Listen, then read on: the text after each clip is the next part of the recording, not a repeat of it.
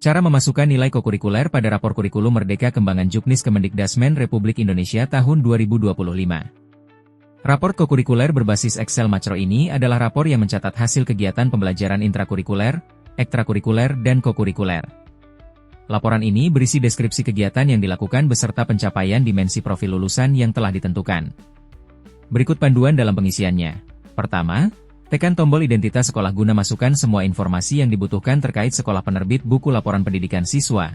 Pada tahap ini, Bapak atau Ibu guru kelas diminta untuk melengkapi seluruh detail yang dibutuhkan pada bagian identitas sekolah.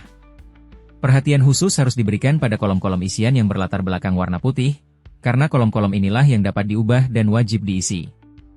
Kembali ke beranda awal dan klik tombol data siswa. Lakukan penginputan seluruh kebutuhan data dan informasi pribadi siswa secara lengkap dan akurat. Kembali lagi ke beranda utama, dan klik tombol tujuan pembelajaran.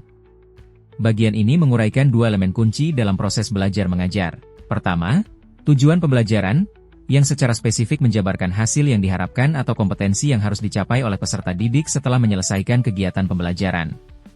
Kedua, lingkup materi, yang menjelaskan batasan, cakupan substansi, dan topik-topik esensial yang akan dibahas dan dipelajari dalam unit atau mata pelajaran terkait. Kembali lagi ke beranda utama, dan klik tombol ekstrakurikuler. Bagian ini dikhususkan untuk mencantumkan daftar kegiatan ekstrakurikuler yang ditawarkan oleh sekolah.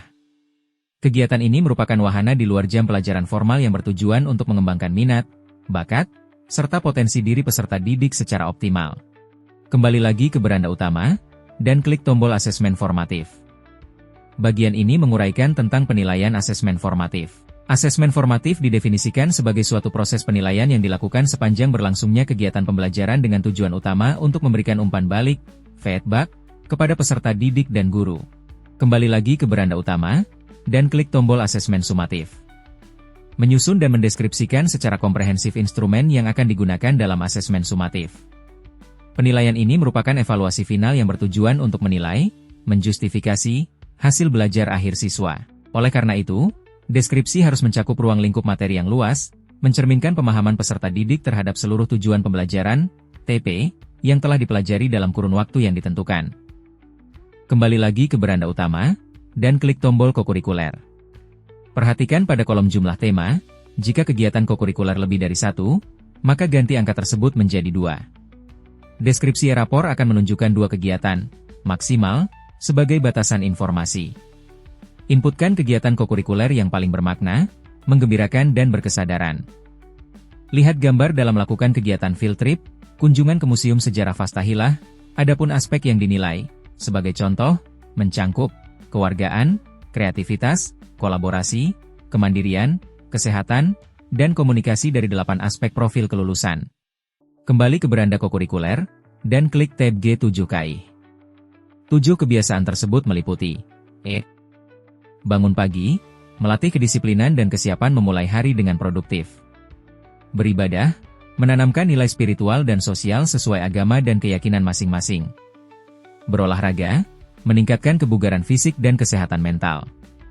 Makan sehat dan bergizi, menjadi dasar pertumbuhan fisik dan kecerdasan anak. Gemar belajar, menumbuhkan rasa ingin tahu dan kreativitas. Bermasyarakat, mengajarkan kepedulian dan tanggung jawab sosial terhadap lingkungan sekitar.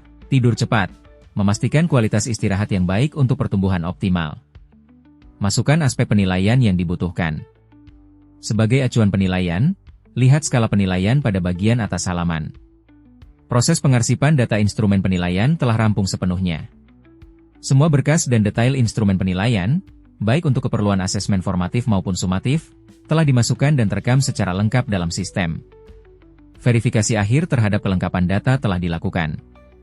Catatan penting, semua bukti fisik instrumen penilaian wajib tersimpan sebagai arsip sekolah. Mencetak buku laporan pendidikan. Sebelum melaksanakan proses pencetakan buku laporan pendidikan, rapor, pengguna wajib melakukan pratinjau, preview, dan verifikasi data hasil pengolahan nilai siswa. Tindakan ini dilakukan melalui tombol rekap nilai akhir yang tersedia pada sistem, untuk memastikan keakuratan dan kesesuaian nilai yang akan dicetak. Setelah pratinjau menunjukkan hasil yang akurat, cetak dokumen rekap nilai akhir tersebut dan lakukan pemeriksaan ulang, verifikasi final, terhadap seluruh hasil pengolahan penilaian secara manual. Apabila telah dipastikan adanya kesesuaian antara data di sistem dan hasil cetak, dokumen tersebut harus dibubuhkan tanda tangan pengesahan oleh 1. Guru kelas yang bersangkutan, 2. Wakil Kepala Sekolah Bidang Kurikulum, Wakasek Kurikulum, 3. Kepala Sekolah sebagai otoritas tertinggi.